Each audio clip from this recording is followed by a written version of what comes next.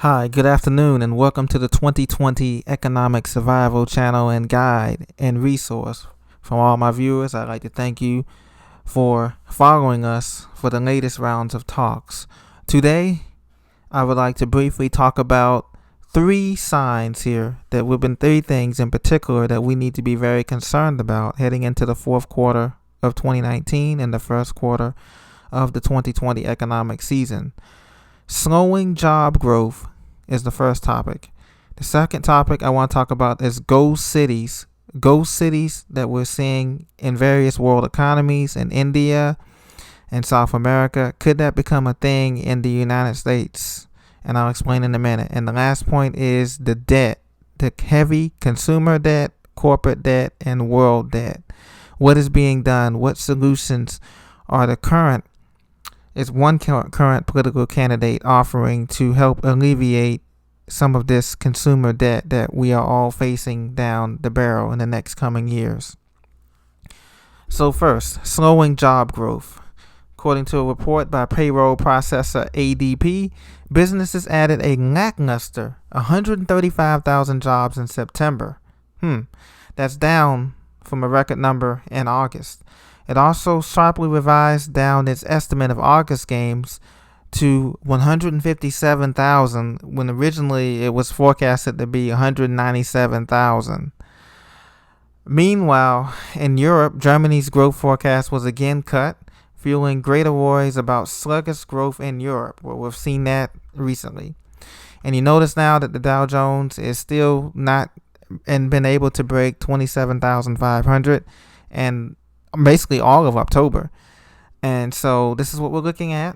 We're looking at a sluggish job growth, even though we're at the lowest quote unquote unemployment in 50 years. We've only been able to create a lackluster 135,000 jobs in September. So out of all of the people who are looking for work, out of all of the new college graduates, whatever, master's, PhD degrees, people looking for technical work in the trades, in the service industry.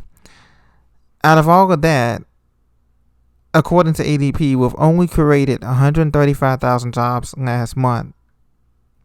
And mind you now, we have over 150 million people working in the United States, are eligible to work in the United States out of a population of 335 million people in the United States, not counting the 30 million illegal aliens or people that we have in this country too. If we add in all those numbers, the population of the United States when the 2020 census comes out should be at 360 million, give or take. But because they're not going to count all that, we basically are at 335 to 340 million people in the United States. Okay, but we know that number is higher because, like I said, we have a lot of people here that should not be here. So guys, back to what I'm saying. The job growth index is declining fast. Now, when these are the official numbers, they're declining fast. And most of the jobs, this 135,000 jobs number, is actually not counting people who have given up looking for work. It is not counting those whose unemployment benefits have run out. And it's also not counting the major sectors that we look at when I talk about manufacturing, when we talk about the trade industry, okay? When we talk about job creation, it's creating basically service jobs and the gig economy jobs, like those who work for second jobs, part-time jobs, seasonal jobs, things of that nature. Those who work seasonal jobs at the mall or for Uber or Lyft or at Macy's or JCPenney, or just seasonal jobs or second jobs, basically. So that's what we're looking at. Manufacturing, of course, makes up 12% of the U.S. economy.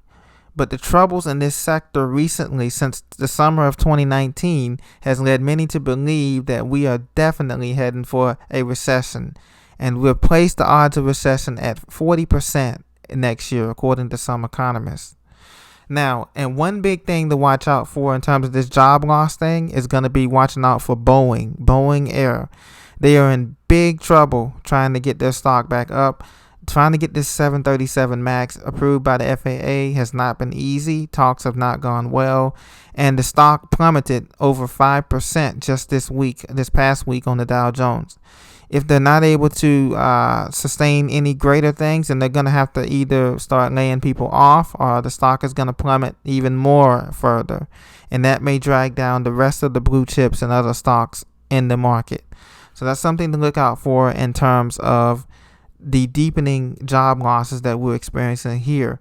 And those that are working at full employment, wage growth is stagnant. As I told you before in other videos, we haven't had a real wage increase in the last 40 years. Since 1975 was the last time that wages actually outpaced inflation, and it can be considered a true wage increase or a true promotion. Okay, so we're basically treading water. No matter if you're making $150,000 a year, or $50,000 a year, or $30,000 a year, it's all the same. It's all relative, because you're not beating out true inflation, which is at 5 or 6%, 5.5 to 6%, and not the numbers that you're hearing from the Fed that's telling you that it's at 2% or below.